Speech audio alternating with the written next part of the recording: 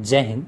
आज का हमारा टॉपिक है रोमन एम्पायर। रोमन इतिहासकारों का मानना है कि रोम नगर की स्थापना रोमुलस और एमस दो भाइयों ने की थी, जिन्हें एक मादा भेड़िए ने पाला था। रोम नगर की स्थापना आज से 2800 साल पहले हुई थी, जो कि विलेजेस का, जो इटली की विलेजेस हैं, उनका यूनियन था। यहाँ पे पहले मोनार्की थी, यानी कि राजतंत्र था, लेकिन कुछ समय बाद यहाँ पर रिपब्लिक आ गया, यानी कि गणतंत्र हो गया ये राज्य। गणराज्य या गणतंत्र क्या होता है? तो गणतंत्र होता है कि जहाँ पे राजा नहीं होता है, बल्कि लोगों द्वारा ही सरकार चलाई जाती है। यहाँ पर एक सरकार होती है, पॉलिटिशियंस होते हैं। यहाँ रोम में 509 ईस्वी पूर्व से लेकर 31 ईस्वी पूर्व तक का युग गणतंत्र युग के नाम से पुकारा जाता है। रोमन्स ने मेडिटेरियन सी के साथ लगने वाले जितने भी इलाके थे, उन सभी पर अपना कब्जा जमा लिया था, जिसमें ग्रीस तो था ही, साथ में इजिप्ट, सीरिया, फ्रांस, जर्मनी और हिस्पानिया के अल्बेनियन और केल्टिक लोगों पर भी अधिकार जमा लिया। और इसी के साथ ब्रिटानिया यानी कि इंग्लैंड को भी इन्होंने अपने इन्फ्लुएंस में ले लिया। रोम की सामाजिक दशा की बात कर ली जाए तो इनका समाज कई वर्गों में विभाजित था। इसमें सबसे ऊपर आते थे पेट्रिशियंस यानी कि नोबल्स। इसमें प्रीस्ट्स होते थे, राजा होते थे, सोल्जर्स होते थे। ये सारे काफी ज्यादा धनी होते थे, कुलीन वर्ग के होते थे। इसके बाद दूसरे स्थान पर आते थे प्लीबियन, जो कि एक स्वतंत्र दास होते थे। ये किसान और शिल्पकार होते थे। और सबसे अंत में आते थे गुलाम, जो कि युद्धों में पकड़े गए होते थे और उन्हें गुलाम बना लिया गया होता। रोमन्स के पास बहुत ही विशाल और बहुत ही ताकतवर सेना होती है। इसका अंदाजा आप इस बात से लगा सकते हो कि इन्होंने मेडिटेरियन सी, जो भूमध्य सागर है, उसके आसपास के सभी देशों पर अपना कब्जा जमा लिया था। इसी के साथ इनकी इंजीनियरिंग भी बहुत शानदार थी। इन्होंने फ्रेश वाटर ट्रांसपोर्टेशन के लिए एक्वेडक्ट्स बनाए, नदियों को पार करने के लिए ब्रिजेस बनाए, सर्कस, थिएटर, स्पा और स्कूल का भी निर्माण किया। साम्राज्य के एक स्थान से दूसरे स्थान तक जाने के लिए इन्होंने सड़कों का निर्माण भी किया। 5वीं सदी में रोमन साम्राज्य का अंत हो गया जब जर्मन्स ने इन पर आक्रमण किया। रोम्यूलस और रेमस की भेड़िए वाली कहानी कितनी सच है और कितनी झूठ, इसके बारे में तो हमें नहीं पता, लेकिन हाँ, एक समय ऐसा था जब रोम के अधीन विश्व की 20% आबादी आती थी। राजा जूलियस सीजर अपनी ही सभा में मारा जाता है। ऑक्टेवियस इस गणराज्य को फिर से तानाशाह में बदल देता है। इसके बावजूद भी रोमन सभ्यता ने विश्व को डेमोक्रेसी दी, लैटिन लैंग्वेज दी और बहुत सारे आर्किटेक्चरल मॉन्यूमेंट्स दिए। आज जो हम ग्रेगोरियन कैलेंडर यूज करते हैं, वो इन्होंने इन्वेंट किया। और दुनिया में सबसे ज्यादा माने जाने वाला धर्म क्रिश्चियनिटी, ये भी रोम से ही निकली थी। तो आई होप आपको पता चल गया होगा कि रोम का अस्तित्व क्यों महत्वपूर्ण है। अब ये रोम है कहाँ पर, इसको देख लेते हैं। यूनान के पश्चिम में इटली देश है और इसकी राजधानी रोम है। रोम नगर टाइबर नदी के दक्षिण में बसा हुआ एक छोटा सा कस्बा था, जो लैटिन जाति के लोगों द्वारा बसाया गया था। आज से 5000 साल पहले यहाँ पर आदिवासी आए और 1000 ईस्वी पूर्व पहले ही यहाँ पर सभ्यता विकसित हुई। टाइबर नदी के किनारे रोम को 753 बीसीई में रोमुलस द्वारा बसाया गया था। माना जाता है कि दो जुड़वा बच्चे पैदा हुए थे और उनके अंकल ने उन्हें नदी में बहा दिया था, लेकिन वहीं पे एक मादा भेड़िया आई, लूपा नाम था जिसका, तो उसने इन बच्चों को बचाया और इन्हें फीड भी किया। इसके बाद किसी को वो बच्चे मिल जाते हैं और वो उन्हें पाल लेते हैं। बच्चे जब बड़े होते हैं तो अपने अंकल से बदला लेते हैं और अपने दादाजी को गद्दी पर बिठा देते हैं। उसके बाद ये लोग जहाँ पर रेस्क्यू किए गए थे, वहां पर इन्होंने एक शहर बसाया जिसका नाम रोम था। लेकिन इन दोनों भाइयों में लड़ाई हो जाती है, रोमुलस और रेमस में लड़ाई हो जाती है कि राजा कौन बनेगा।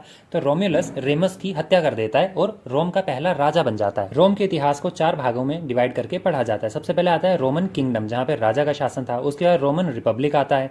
उसके बाद वेस्टर्न रोमन एम्पायर आता है, जिसे कि पश्चिमी रोमन एम्पायर कहते हैं। और उसके बाद पूर्वी रोमन एम्पायर के नाम से जाना जाता है। इस इतिहास में डेट्स जो हैं ये आगे पीछे मिल सकती हैं आपको, तो कंफ्यूज नहीं होना। रोमुलस ने रोम में शासन करने के लिए 100 लोगों को उठाया, जो कि अमीर लोग थे और काफी ज्यादा वृद्ध थे। उन लोगों को उठाया और उनकी काउंसिल बना दी, जिसे सीनेट कहा गया। इन लोगों से परामर्श लेता था और शासन व्यवस्था चलाने में हेल्प करते थे ये लोग। इन लोगों को पात्रे कहा जाता था, यानी कि फादर। लेकिन इन लोगों का जो फैमिली थी आगे, जैसे कि लोग 300 लोगों में आगे और इनकी फैमिली बढ़ जाती है, तो इन्हें पैट्रिशियन कह के पुकारा जाने लगा। चार्केनियस सुपरबस रोमन राजतंत्र का अंतिम शासक होता है। ये काफी ज्यादा क्रूअल था और इसने एक औरत का रेप कर दिया था, जिसकी वजह से साम्राज्य के लोग इसके विरुद्ध हो गए थे। लूसियस जेनियस ब्रूटस के नेतृत्व में जो विद्रोह हुआ, उसके कारण राजा गद्दी से पूरी तरह से हट गया और यहाँ पर गणराज्य की स्थापना हो गई। अब तक जो हमने पढ़ा ये उसके शॉर्ट नोट्स है, आप देख सकते हो, स्क्रीनशॉट खींच सकते हो। आगे हम बात कर लेते हैं कि राजतंत्र जो था, इस समय का समाज जो था, इस समय की प्रशासनिक व्यवस्था कैसी थी, समाज कैसा था, आर्थिक दशाएं कैसी थी, इनको जान लेते हैं। अब बात कर लेते हैं शासन प्रबंध के बारे में। तो शासन प्रबंध कैसा था इनका, तो देखिए 8वीं शताब्दी ईस्वी पूर्व तक रोम में, पूरे रोम में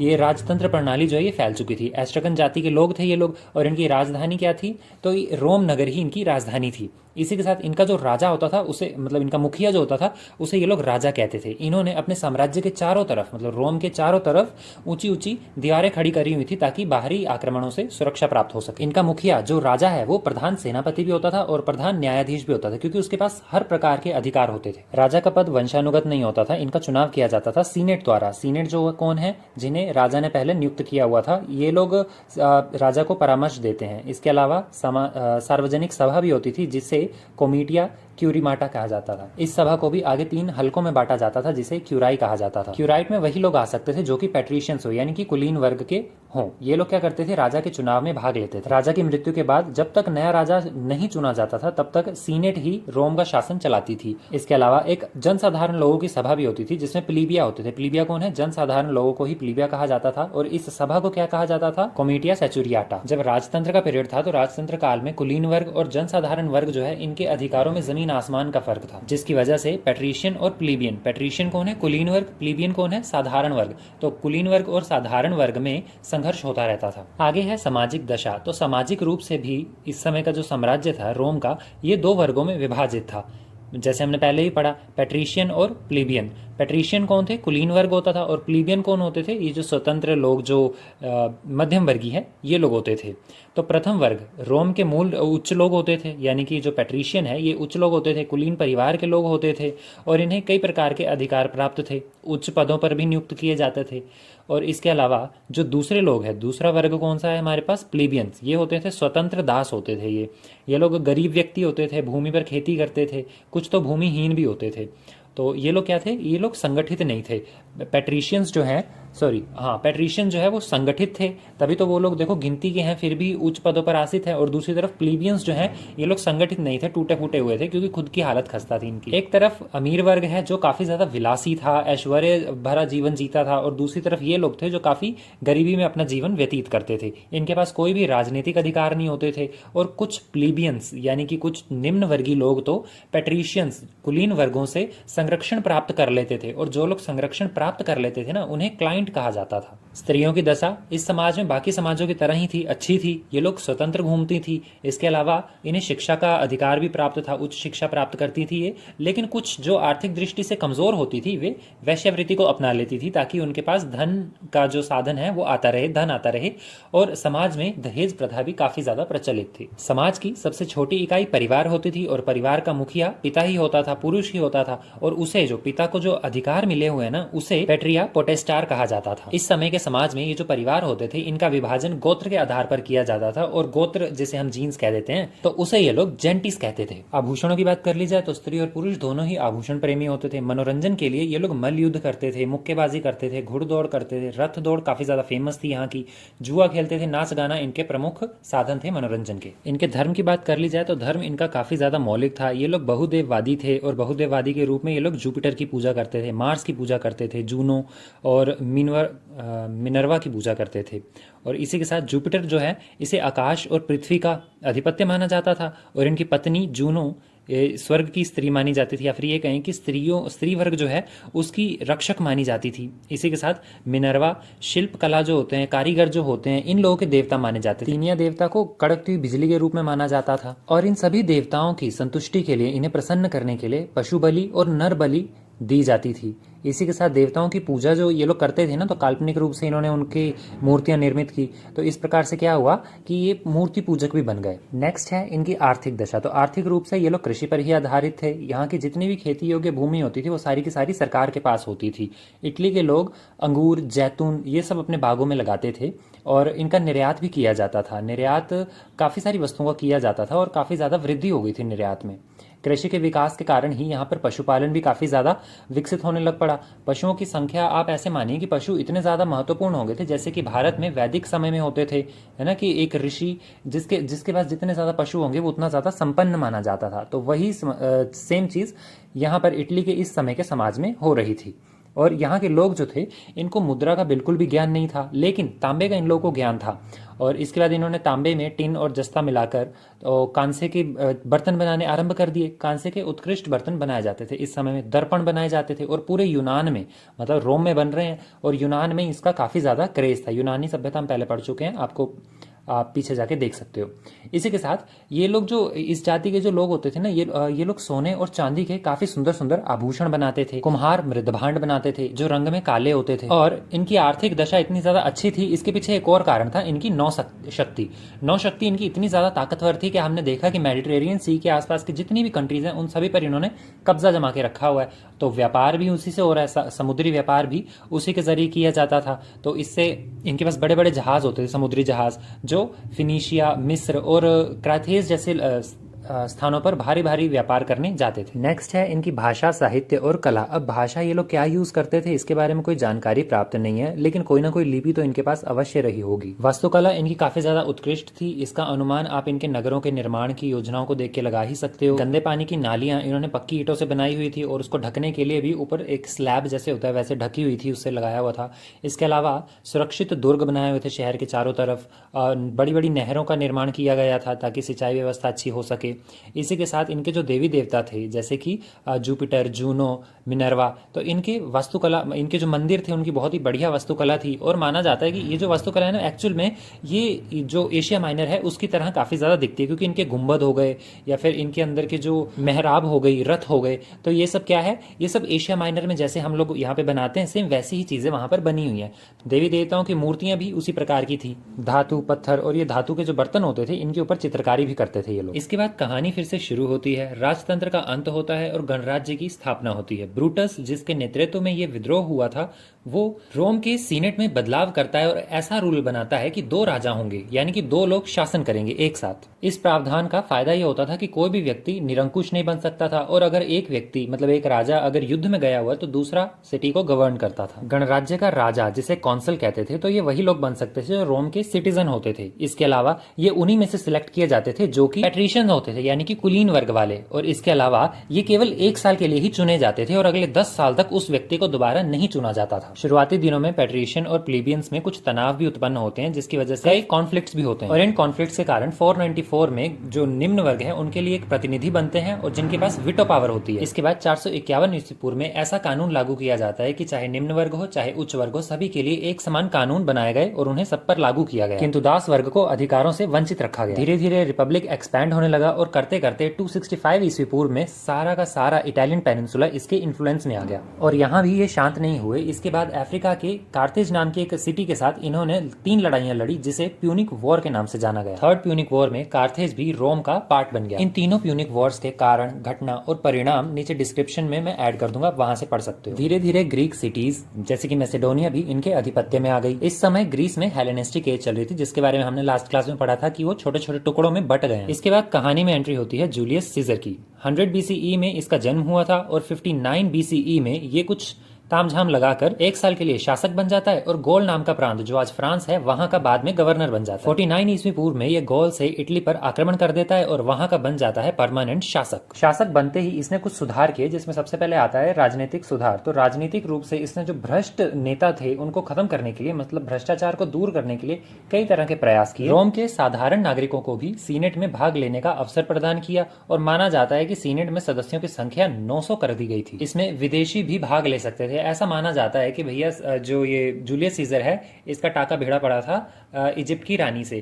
तो राजकुमारी से। तो इजिप्ट की राजकुमारी से शादी तो नहीं हुई थी, लेकिन उनका बेटा भी था जो वहां का फराहो भी बन जाता है। तो फिर उन लोगों के लिए भी थोड़ा सा इधर इन्फ्लुएंस उनका हो, तो इसलिए उसने ऐसे तरह के कानून प्रस्तुत किए। इतना ही नहीं, इसने राजनीतिक सुधारों में कुछ ऐसे सुधार भी किए जो कि सामाजिक सुधार कहे जा सकते हैं। जैसे कि इसने टैक्स जो लेते थे उनसे वो काफी ज्यादा कम कर दिए और इन सभी चीजों के कारण वो काफी ज्यादा फेमस हो गया। सामाजिक सुधारों में उसने कृषि को बढ़ावा दिया। जो बेरोजगार लोग थे उन लोगों को भी उसने रोजगार दिया। ज्यादा इंटरेस्ट पर जो लोन देते थे या फिर लेते थे उस प्रथा को पूरी तरह से खत्म कर दिया। काम चोरी और विलासिता पर भी इसने प्रतिबंध लगा दिया। और दूसरी तरफ जिन प्रदेशों को ये जीतता था वहां पर अच्छा व्यवहार करता था ताकि वहां की जनता भी इसके प्रति प्यार स्नेह रखे। और इसने काफी सारे सुधार भी किए उन जनताओं के लिए। शासन सुधारों में उसने कई प्रकार के सुधार किए जो उसके लिए काफी ज्यादा बेनिफिशियल थे। जैसे कि गणतंत्र को पूरी तरह से समाप्त कर दिया और राजतंत्र को फिर से ले आया। लेकिन राजतंत्र को जो लाया ना, वो कैसा राजतंत्र था? निरंकुश राजतंत्र के राजा ही सबसे सर्वोपरि है, उसके ऊपर कुछ भी नहीं। इसके बावजूद भी सीनेट के ढांचे में उसने बिल्कुल भी परिवर्तन नहीं किया। एक आपकी लक्ष्मी की बुक में बड़ी मस्त बात लिखी हुई है कि सीनेट का ढांचा मात्र रह गया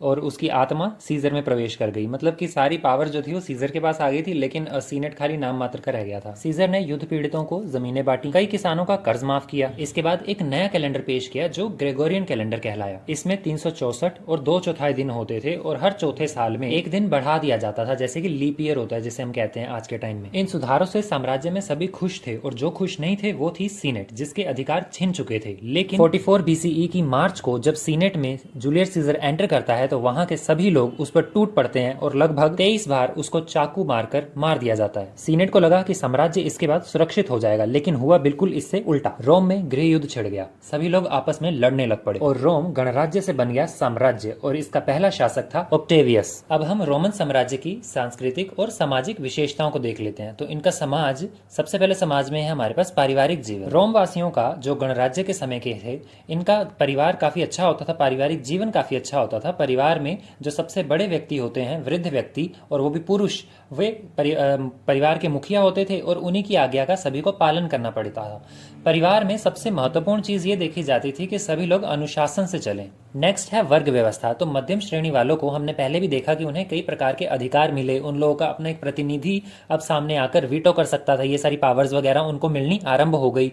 और बाद में ऐसे कानून भी बन गए जिसकी वजह से सभी लोग, चाहे वो कुलीन परिवार के हो या फिर व्यापारी वर्ग के हो, जो किसान भी हो भले ही, तो वो क्या है, सभी को बराबर क्या अधिकार दिए गए, बराबर सम्मान दिया गया। पहले क्या होता था कि अगर कोई कुलीन वर्ग वाला चाहे तो निम्न वर्ग वाले को, मतलब प्लेबियन को, सीधा मृत्यु दंड दे सकता था, किसी प्रकार का दंड दे सकता था। लेकिन अब ऐसा नहीं था, सभी को बराबर के अधिकार दे दिए गए थे। पैट्रिशियन यानी कि कुलीन वर्ग, प्लेबियन यानी कि मध्यम वर्ग, जो किसान वर्ग था, स्वतंत्र दास था जो, तो वो क्या थे, इन दोनों में अब वैवाहिक संबंध जो है वो स्थापित होने आरंभ हो गए और कानूनी रूप से भी इनके अंदर जो भेदभाव थे वो सारे हटा दिए गए, क्योंकि एक नई विधि संहिता बना दी थी पीछे हमने देखा, तो वो जूलियस सीजर ने बना दी थी, तो उसकी वजह से सब कुछ समाप्त हो गया था और सभी लोग एक समान हो गए थे। लेकिन फिर भी समाज में वर्ग व्यवस्था को दूर करने का प्रयास किया गया, लेकिन उल्टा हुआ। समाज में 3 वर्ग व्यवस्था सामने दिखने लग पड़ी। सबसे पहला उच्च वर्ग, दूसरा मध्यम वर्ग और तीसरा दास वर्ग। दास कौन से हैं? जो स्लेव्स है, जिनकी बात ही नहीं की जाती। उच्च वर्ग में कौन कौन आते थे? पुरोहित और अभिजात वर्ग। दूसरी तरफ मध्यम वर्ग में कौन कौन आते हैं? कृषक आते थे, शिल्पकार आते थे, श्रमिक आते थे।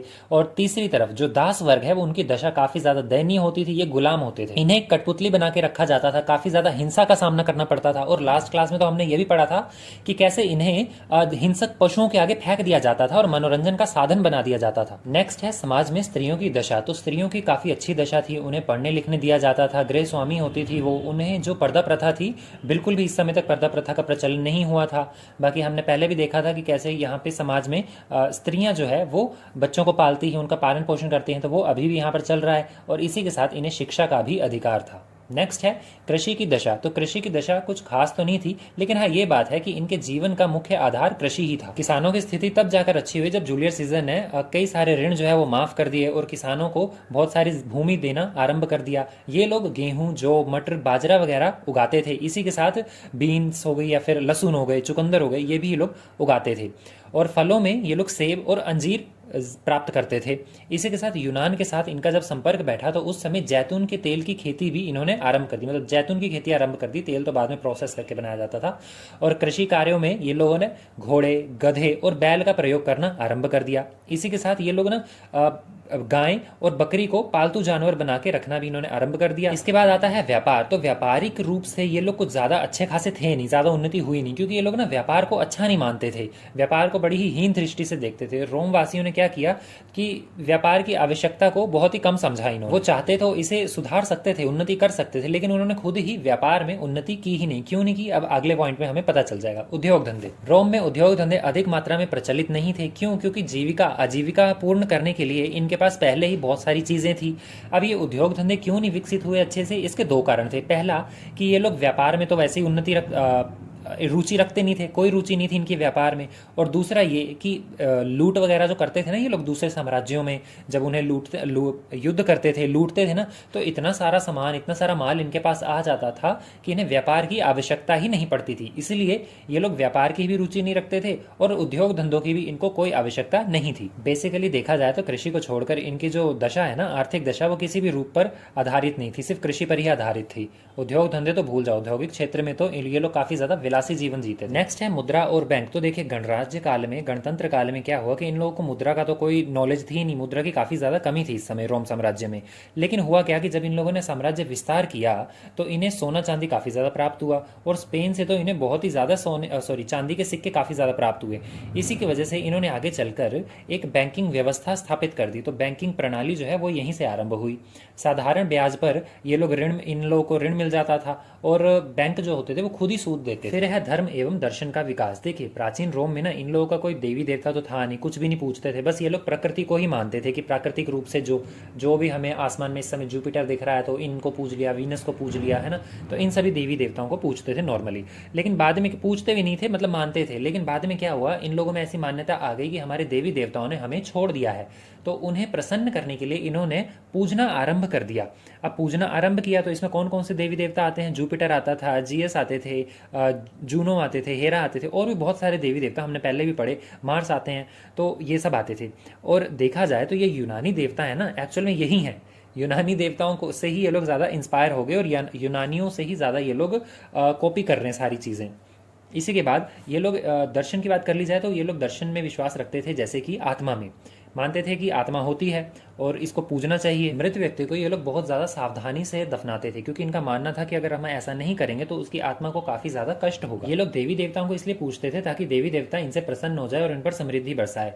और इनका जो धर्म था ये मिस्र, बेबीलोनिया, यूनान, इन सभी के साथ मिक्स हो चुका था। नेक्स्ट है साहित्य का विकास। तो देखिए रोम में तो अपना कोई साहित्य था नहीं, इन लोगों ने एक्सपेंशन किया। एक्सपेंशन करते समय मैसिडोनिया पर जैसे इन्होंने अधिकार किया, उसके बाद ग्रीस, पूरे ग्रीस पर ही इन्होंने अधिकार कर लिया, तो उसकी सभ्यता काफ़ी ज़्यादा उन्नत थी, तो उनसे ये लोग प्रभावित हो गए और उन्हीं की सारी साहित्यिक चीज़ें उठा ली। उन्हीं से प्रभावित होकर इन्होंने क्या किया, जो प्यूनिक वॉर थी, तो प्यूनिक वॉर पे जो इन्होंने महाकाव्य लिखा, सेम उन्हीं की तरह लिखा जो वो लोग लिखते हैं। इसी तरह यूनानियों का जितना भी साहित्य था वो सारा का सारा इन्होंने उठाया और रोम में लाकर प्रस्तुत कर दिया, रोमन बना दिया उसको। रोमन क्या बनाया, लेकिन ये खुद ही उनके गुलाम हो गए उनके साहित्यों के।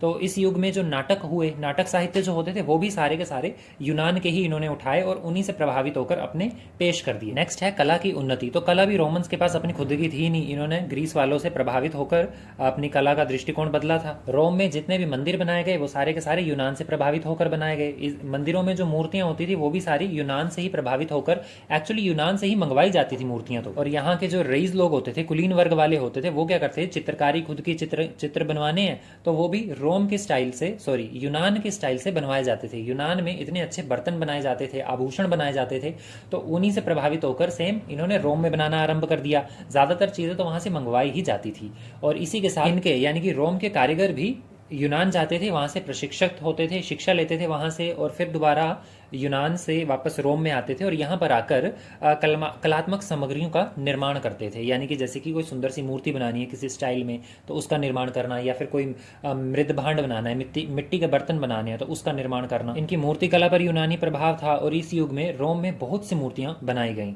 और रोम में चित्रकला जो होती है उस पर भी यूनानी प्रभाव था और मिस्र प्रभाव भी थोड़ा सा देखने को मिलता है।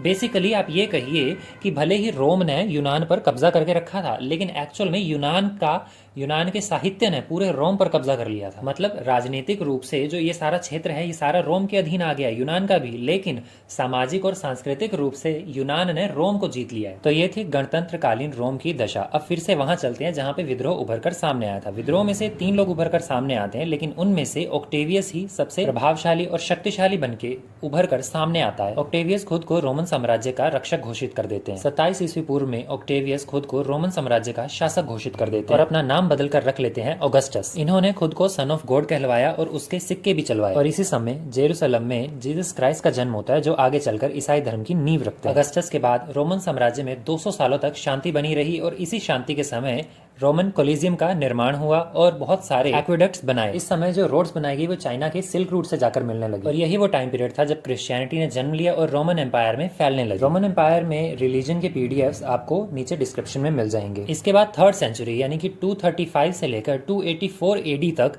यहाँ पर 50 से भी ज्यादा एम्परर्स ने शासन किया। मतलब इतने कम समय में इतने ज्यादा शासन आए कि साम्राज्य बुरी तरह से बिखरने लगा और छोटे छोटे हिस्सों में टूट गया। इस टाइम पीरियड को रोमन हिस्ट्री में कहा जाता है डार्क एज। लेकिन इसको ठीक करने के लिए आगे आए कॉन्स्टेंटाइन। ये क्रिश्चियन थे और इन्होंने साम्राज्य में हो रहे उपद्रव को रोकने के लिए क्रिश्चियंस को मान्यता दी और इन्होंने ही रोमन एम्पायर की कैपिटल रोम से हटाकर ईस्ट में बैजेंटाइन कर दी और वहां पर एक सिटी बसाई कॉन्स्टेंटिनोपल, जिसे आज इस्तांबुल कहा जाता है, टर्की की राजधानी।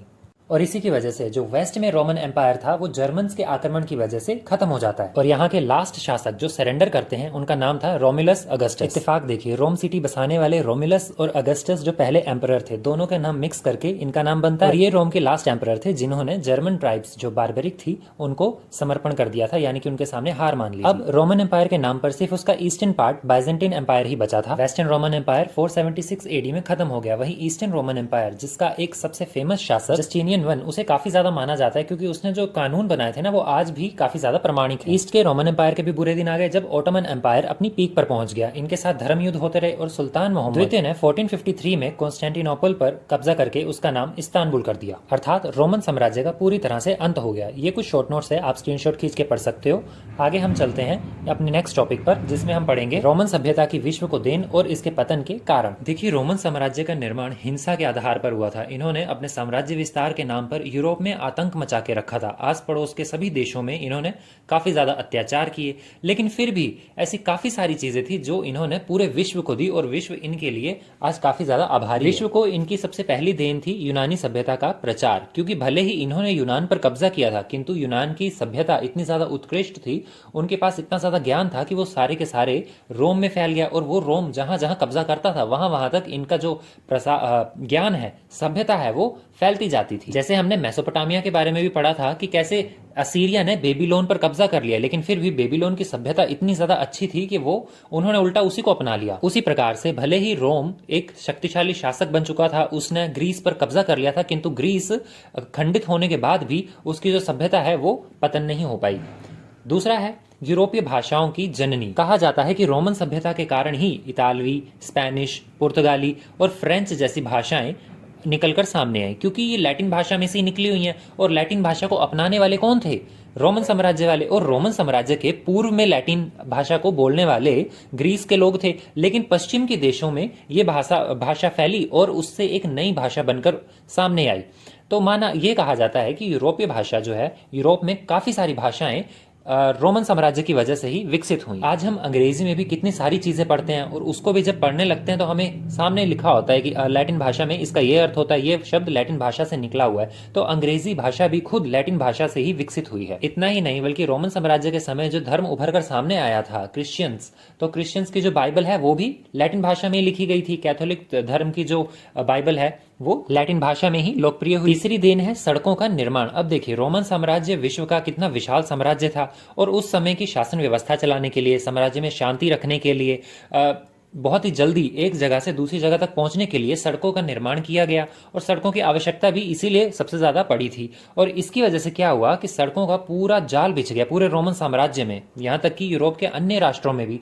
और वहां पर जहां जहां सड़कें गई वहां वहां शहरों का विकास होना आरंभ हो गया। और एक समय तो ऐसा आ गया था कि जब ईस्टर्न रोमन में हम देखते हैं कि सड़कों का विकास हुआ तो वो सड़कें आगे चलकर जो चाइना की सिल्क रूट की जो वे थी, सिल्क रूट के रास्ते से जाकर जुड़ गई। सड़कों के निर्माण से व्यापार वाणिज्य की उन्नति हुई और सड़कों के किनारे कई प्रकार के शहर बस गए जो कि व्यापार वाणिज्य के मुख्य केंद्र बन गए। और यूरोप में तो शहरों का उत्थान ही सड़कों की वजह से हुआ था। नेक्स्ट है स्थापत्य कला के क्षेत्र में। अब देखिए, उस समय की जो बिल्डिंग्स होती थी उसको बनाने के लिए रोमन्स क्या चीज यूज कर रहे थे? मेहराब, गुंबद, संगमरमर। दुनिया इसके बारे में नहीं जानती थी, लेकिन रोम ने इसे सारे संसार से परिचित करवाया। और इतना ही नहीं, इसी के साथ रोमन्स ने कंक्रीट का यूज करना भी शुरू किया बिल्डिंग्स बनाने के लिए। और कंक्रीट की वजह से सारी दुनिया ने, अब पक्के मकान जो होते हैं वो और ज्यादा अच्छी तरह से बनाए जाने लग पड़े थे कंक्रीट की वजह से, और उसका खर्चा भी काफी ज्यादा कम आता था। नेक्स्ट है कानून के क्षेत्र में। देखिए, रोम के एक शासक रहे थे जिन्होंने जस्टिनियन कोड नाम की एक किताब लिखी।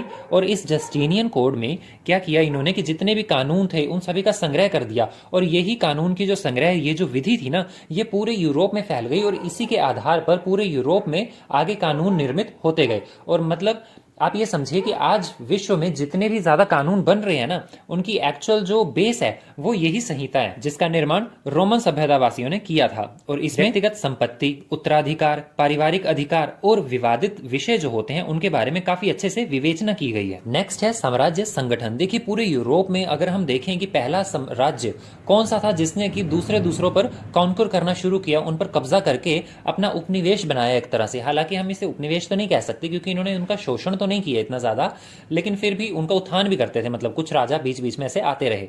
तो ये जो साम्राज्यवादी भावना थी ये देने वाला कौन था? तो ये भी रोमन साम्राज्य ही था जिसने पूरे यूरोप को साम्राज्यवादी भावना दी और आगे चलकर साम्राज्यवादी देश जो बनने वाले थे उनका पथ प्रदर्शक बना। नेक्स्ट है सीजरवाद। देखिए जूलियस सीजर एक बहुत ही ज्यादा शक्तिशाली और उसके सिद्धांत काफी ज्यादा अच्छे थे। तो ये राजा काफी ज्यादा प्रसिद्ध था और इसकी हत्या जो थी वो बहुत ही गलत तरीके से की गई, किंतु फिर भी इसका जो प्रभाव था वो पूरे विश्व में काफी ज्यादा था और ये सम्राट था। तो इससे प्रभावित होकर आगे चलने वाले जितने भी सम्राट थे ना अलग अलग क्षेत्रों के, उन्होंने इसके नाम से अपना नाम जोड़ना आरंभ कर दिया। मतलब रोमन एम्परर सीजर का नाम एक उपाधि बन गई, जैसे कि रूस के राजा जार और जर्मनी के राजा कैसर विलियम जो थे, तो इन लोगों ने सीजर की उपाधि धारण की। नेक्स्ट है ईसाई धर्म और उसका प्रचार। देखिए रोमन वासी पहले किसी भी धर्म को नहीं मानते थे, वो प्रकृति की ही पूजा करते थे और ईसाई धर्म जब आया तभी इसको मानने के लिए बिल्कुल भी तैयार नहीं थे। लेकिन फिर इनके एक राजा हुए जिनका नाम था सम्राट कॉन्स्टेंटाइन। ये ईसाई धर्म को मानने वाले थे और इन्होंने ईसाई धर्म को अपने पूरे रोम साम्राज्य का राजधर्म बना दिया, जिसकी वजह से ईसाई धर्म काफी ज्यादा इन्फ्लुएंस में आ गया और लोग इसे अपनाने लग पड़े। रोमन साम्राज्य की अधिकांश प्रजा ईसाई हो गई और यहाँ तक कि वहाँ के जो बुरे दिन आने आरंभ जो हुए ना वो भी इसी की वजह से। हालांकि प्रारंभ में तो ईसाई धर्म ने क्या किया, जो बर्बर आक्रमणकारी इन पर आते थे वो भी इससे प्रभावित होकर उन्होंने भी ईसाई धर्म अपना लिया, लेकिन बाद में देखने को मिलता है कि ईसाई धर्म ही इसकी जो जड़ों को खोखला कर देता है। पहले ही खोखली थी तो उसमें एक और सुई ईसाई धर्म चुभ होता है। नेक्स्ट है पंचांग यानी कि कैलेंडर। अब रोमन साम्राज्य की जो सबसे बड़ी देन है ना विश्व को, वो जूलियस कैलेंडर है। पहले से जो कैलेंडर चला आ रहा था उसमें ज्योतिष ज्ञान जो है वो काफी ज्यादा गलत था, हर बार गलत तारीखें निकलकर सामने आती थी। लेकिन इन्होंने क्या किया, जूलियस सीजर ने एक कैलेंडर बनाया जो पुराने कैलेंडर जिसमें 354 डेज होते थे उसको चेंज करके अब नया कैलेंडर बनाया जिसमें कि 365 डेज होते थे। और देखने वाली बात तो यह है कि आज जो हम बोलते हैं ना हर 4 साल में एक दिन एक्स्ट्रा आता है 29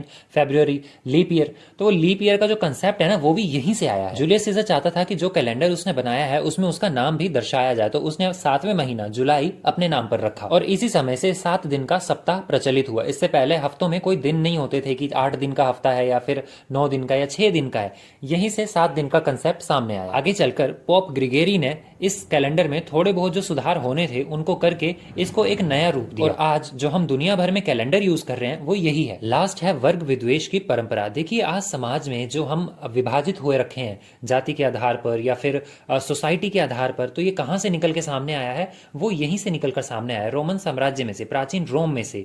यहाँ पर वर्ग विद्वेष हुआ। कैसे? समाज में 2 वर्ग बनकर सामने आए थे। कौन कौन से थे हमने पहले भी पढ़ चुके हैं, पैट्रिशियंस और प्लेबियंस। तो पैट्रिशियंस कौन है? अमीर कुलीन वर्ग है जो राजा के करीब थे, और प्लेबियंस जो नॉर्मल लोग हैं। हालांकि इस वर्ग विभाजन को 454 ईस्वी पूर्व में खत्म करने का प्रयास भी किया कानून बनाकर, किंतु ये सिर्फ नाम मात्र का ही रह गया। ग्रीकाई बंधुओं ने साम्राज्य में भूमि का जो बंटवारा होता है उसको नियंत्रित करने का प्रस्ताव भी रखा था, किंतु वो भी किसी काम का नहीं रहा, क्योंकि भूमि सुधार की इस आंदोलन जो हुआ था इसकी सफलता ने रोम में एक सामाजिक युद्ध को जन्म दे दिया जो अमीरों और गरीबों की लड़ाई थी, जिसका परिणाम ये निकला कि यहाँ पर स्पार्टक्स नाम का एक विद्रोह हो गया 73 से लेकर 71 ईस्वी पूर्व तक जो चला। इसके बारे में हम लास्ट क्लास में पहले ही पढ़ चुके हैं, ऊपर आई बटन से आपको इसका लिंक मिल जाएगा। ग्लेडिएटर्स को जो शिक्षा दी जाती थी, इनका जो संगठन होता था, इनका कैसे विद्रोह हुआ था, इसके बारे में हम पहले ही क्लियर कर चुके हैं सब। तो ये थी रोम की सभ्यता। आई होप आपको समझ में आई होगी। अब हम बढ़ते हैं आगे रोम के विघटन की तरफ। रोम का पतन कैसे हुआ? रोमन साम्राज्य के पतन के कारण।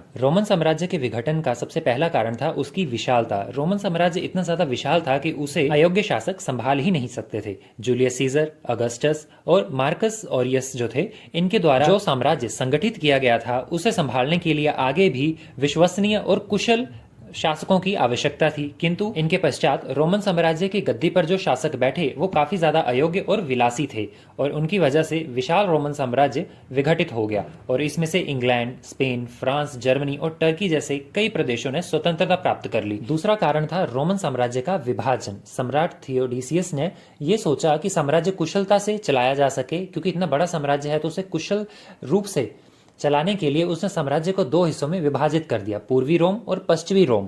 तो ये 2 भागों में जब विभाजित हुआ तो उनकी आशा तो यही थी कि प्रशासनिक दृष्टि से ये थोड़ा अच्छे तरीके से चलाया जा सके, लेकिन हुआ इसके बिल्कुल विपरीत।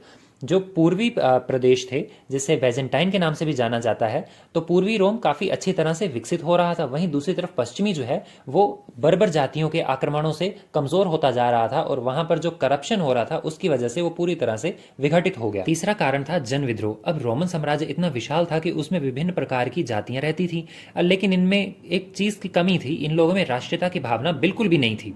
ये लोग समय समय पर विद्रोह करते रहते थे। सम्राट रिबेरियन के समय में भी इंग्लैंड और स्पेन में लोगों ने काफ़ी बड़ा विद्रोह किया था, लेकिन इसे थोड़ा कुचल तो दिया गया, लेकिन इसके बावजूद भी आगे चलकर गवर्नरों ने, जो प्रांतों के गवर्नर्स होते थे ना, उन्होंने भी विद्रोह कर दिया।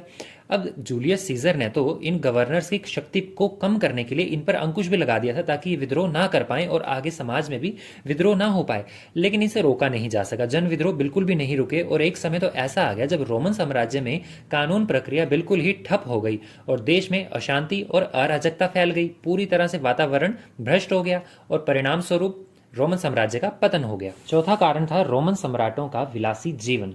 ऑक्टेवियन, यानी कि जिनका नाम ऑगस्टस था, उन्होंने बाद में अपना नाम ऑगस्टस कर लिया था, तो ऑगस्टस और मार्कस ऑरियस को छोड़कर बाकी के जितने भी सम्राट थे ना, वो सारे के सारे रोम के विलासी सम्राट थे। ये लोग इतने ज़्यादा विलासी थे कि मदिरा और सुरा सुंदरी में लगे रहते थे। इन्होंने प्रजा की भलाई तो की ही नहीं, उस तरफ बिल्कुल भी ध्यान नहीं दिया, और उसकी अपेक्षा सुरा और सुंदरी पर बहुत ज़्यादा पैसा खर्च किया। रोमन इतिहास में हमें यह पता चलता है कि ये जो विलासी सम्राट थे, इनमें सबसे ज़्यादा विलासी सम्राट कैली, उन्होंने 20 करोड़ धनराशि केवल सुरा और सुंदरियों पर ही खर्च कर दी थी, वो भी केवल एक वर्ष में।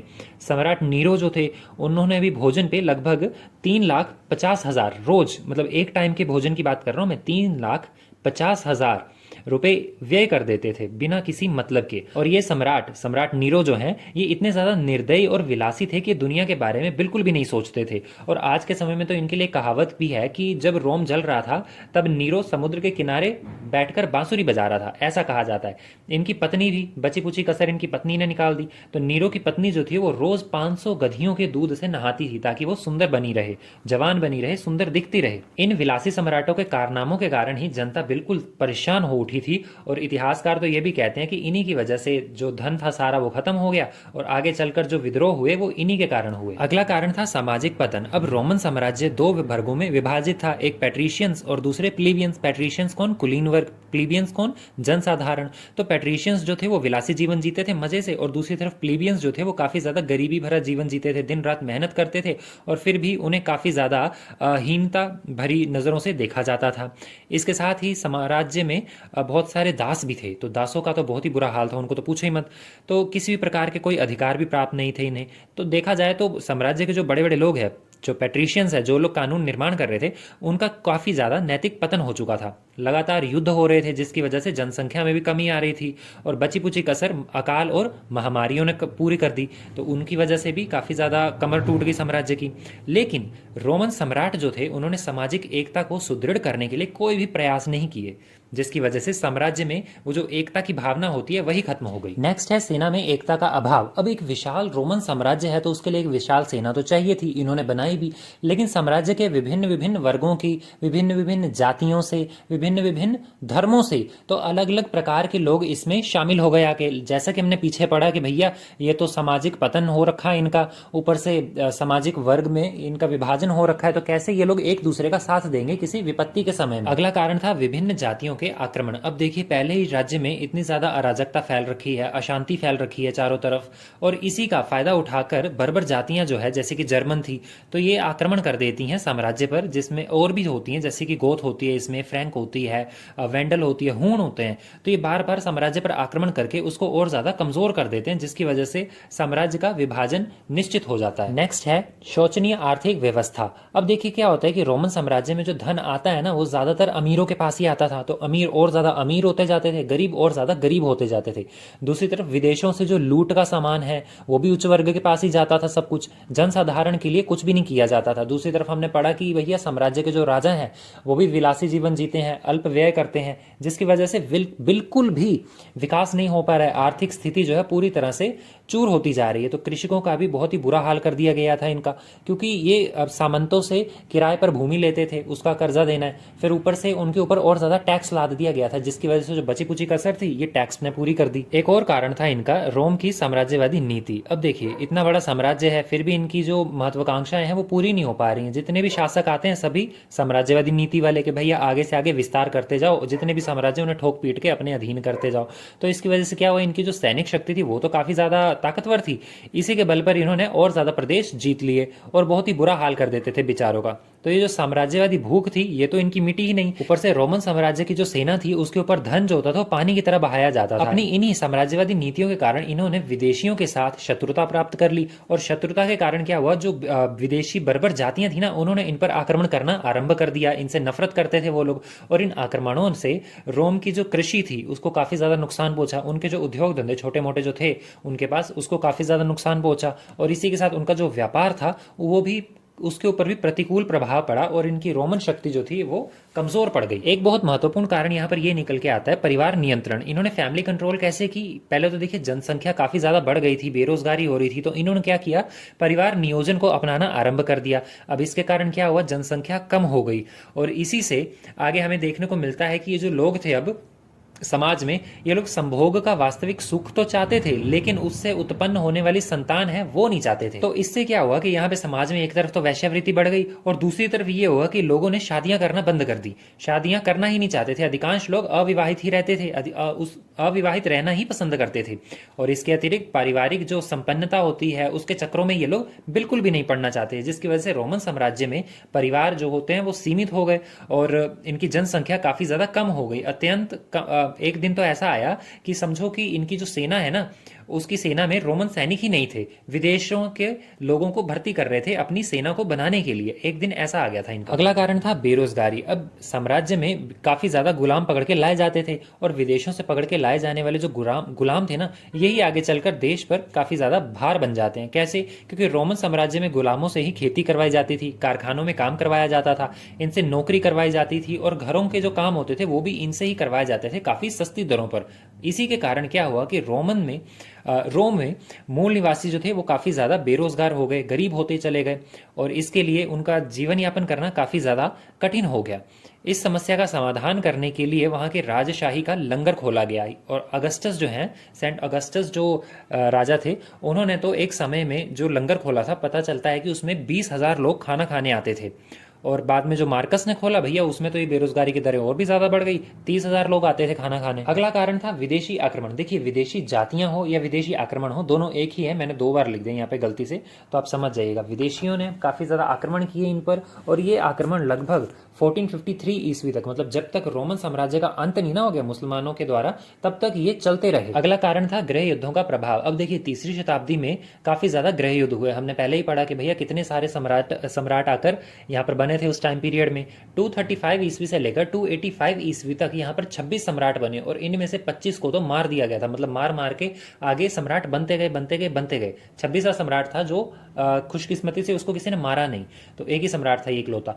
अदरवाइज इसके अलावा यहाँ पे साम्राज्य में इतने सारे गृह युद्ध चल रहे थे कि इन गृह युद्धों के कारण राजा ही मर जा रहे थे, तो इससे भी रोमन साम्राज्य की शक्ति को काफी ज्यादा आघात पहुंचा। नेक्स्ट है ईसाई धर्म का प्रचार। अब देखिए ईसाई धर्म जो है ना, ये पहले तो इनका धर्म नहीं था, लेकिन बाद में इन लोगों ने इसको अपना लिया। कैसे भैया, कॉन्स्टेंटाइन जो थे उन्होंने ईसाई धर्म अपना लिया था, वो जब राजा बने तो, और राजा बनने के बाद उन्होंने पूरे साम्राज्य का धर्म जो है ना वो ईसाई ही बना दिया। उसकी वजह से सभी लोग ईसाई धर्म का पालन करने लग पड़े। लेकिन गलती यहाँ पर यह हुई कि ईसाई धर्म के आने से पहले सभी लोग देश प्रेमी थे, लेकिन ईसाई धर्म क्या कहता है कि भैया देशभक्ति छोड़ो, ईसा भक्ति करो, ईसा मसीह की भक्ति करो। तो उसके चक्कर में सब लोग पड़ गए और देश की भक्ति सबने छोड़ दी। अब इसकी वजह से क्या हुआ, ईसाई धर्म का प्रचार इतना ज्यादा बढ़ गया कि एक समय ऐसा आया कि साम्राज्य का पतन हो गया। अच्छा, कुछ किताबों में ना आपको ऐसा देखने को मिलेगा कि मौर्य सम्राट ने, जैसे मौर्य सम्राट जो अशोक था उसने बौद्ध धर्म अपनाया, और उसकी वजह से साम्राज्य का, मौर्य साम्राज्य जो है उसका पतन हो गया था। तो उसी प्रकार से इन्होंने ईसाई धर्म नहीं, ये वाला जो है कंसेप्ट बिल्कुल अलग है। मौर्य साम्राज्य का तो पतन ही ये बौद्ध धर्म की वजह से हुआ था, क्योंकि उन्होंने अपनाया, उसके बाद ही उसका बेड़ा गर्क होना आरंभ हो गया साम्राज्य का। लेकिन यहाँ पर देखो पहले से इतना बेड़ा गर्क हो रहा था, और ईसाई धर्म जो आया ना, उसने सिर्फ आग में मतलब एक और लकड़ी का काम किया है। आग तो पहले से लगी हुई थी, बस उसको भड़काने के लिए थोड़ी सी और लकड़ी लगी है। अब एक लकड़ी थोड़ी ना कितना आग को भड़का सकती है, उसके लिए तो बहुत सारी लकड़ियां चाहिए या फिर तेल चाहिए। तो बेसिकली अगर इंडिया के परस्पेक्टिव से देखा जाए तो तेल का काम किया था बौद्ध धर्म ने, वो पूरा का पूरा जला डाला साम्राज्य को उसने, 0 से लेकर 100 तक। लेकिन यहाँ पर 90% तो साम्राज्य उजड़ चुका है, बस वो 10% जो कसर है वो थोड़ी बहुत इसने पूरी कर दी थी ईसाई धर्म ने। इसके बाद कुछ प्राकृतिक आपदाओं ने भी इसके विघटन में अपना काम किया, जैसे कि 252 ईस्वी पूर्व में रोम में एक भयंकर अकाल पड़ा था, जिसके कारण हजारों व्यक्तियों की मृत्यु हो गई थी। पहले ही भैया जनसंख्या बढ़ नहीं रही है, लोग युद्ध में मर रहे हैं, ऊपर से अब विलासी जीवन तो लोग जीना चाहते हैं लेकिन बच्चे नहीं चाहते हैं, विवाह नहीं कर रहे हैं, तो जनसंख्या वैसे ही नहीं बढ़ रही है। ऊपर से थोड़ी बहुत कसर जो है वो किसने, अकाल और महामारियों ने निपटा दिया। रोमन साम्राज्य में ये महामारी लगभग 15 वर्षों तक फैली रही, और इसकी वजह से ये कौन कौन सी महामारी थी, पहले तो प्लेग थी, मलेरिया थी, और इसके जैसे थोड़ी और गंभीर बीमारियां थी। और इसकी वजह से क्या हुआ, गलियों में मरने वाले लोगों की संख्या हजारों में हो। रोम की गलियों में स्थिति ये हो गई थी कि पीछे रोने वाला भी कोई नहीं था किसी के। और इसी प्रकार अकाल और महामारी के कारण भी रोमन साम्राज्य की जनसंख्या खत्म हो गई। लास्ट कारण था प्रांतों में विद्रोह। दुर्बल शासकों के समय में प्रांतों में शक्तिशाली जो प्रांतपति होते हैं इनका उदय हो गया था, और इन्होंने प्रांतों को स्वतंत्र कर दिया। इसी तरह से टाइबेरियस के शासनकाल में स्पेन और इंग्लैंड में विद्रोह हो गया। सीरिया तो रोमन साम्राज्य से पहले ही अलग हो चुका था। इसी प्रकार से हड्रियन के शासनकाल में भी आर्मेनिया और पार्थिनिया जो था ये भी साम्राज्य से अलग हो गया था। मतलब इनको रक्षा तो प्रदान की थी, लेकिन चारों तरफ से ये अब साम्राज्य टूटता जा रहा था, और लगभग 4 हिस्से हो गए थे साम्राज्य के। इस विभाजन से रोमन साम्राज्य की एकता नष्ट हो गई, और इन प्रांतों में विद्रोहों के कारण रोमन साम्राज्य खोखला हो गया। तो यही था पूरा रोमन साम्राज्य। आई होप आपको समझ में आया होगा। ये वीडियो काफी ज्यादा लंबी होगी, लेकिन हमने पूरा रोमन साम्राज्य स्टार्टिंग से लेकर एंडिंग तक पढ़ लिया। बीच में काफी सारे पहलू हैं जो हमने छोड़े, क्योंकि हमारे सिलेबस में वो नहीं कवर होते हैं। तो आई होप आपको समझ में आई होगी आज की क्लास। इसी के साथ इसी रोमन साम्राज्य का एक और इतिहास है जो हमारे अभी इस वाले सिलेबस में तो नहीं है, लेकिन बैजेंटाइन का इतिहास काफी ज्यादा उत्कृष्ट है। यानी कि ईस्टर्न एम्पायर, जो ईस्टर्न रोमन एम्पायर था, 2 हिस्सों में विभाजित हो गया था, तो ईस्टर्न एम्पायर भी काफी ज्यादा इंपॉर्टेंट है। हो सकता है आपकी सेकंड वाली बुक में हो, मुझे याद नहीं है। तो यही तक थी आपकी क्लास और आपका सिलेबस इस बुक का। तो मिलते हैं नेक्स्ट क्लास में, या फिर अगर आप चाहते हो कि और नेक्स्ट मैं बुक कवर करूं तो आप मुझे कमेंट सेक्शन में बता दीजिएगा। मिलते हैं नेक्स्ट क्लास में। जय हिंद।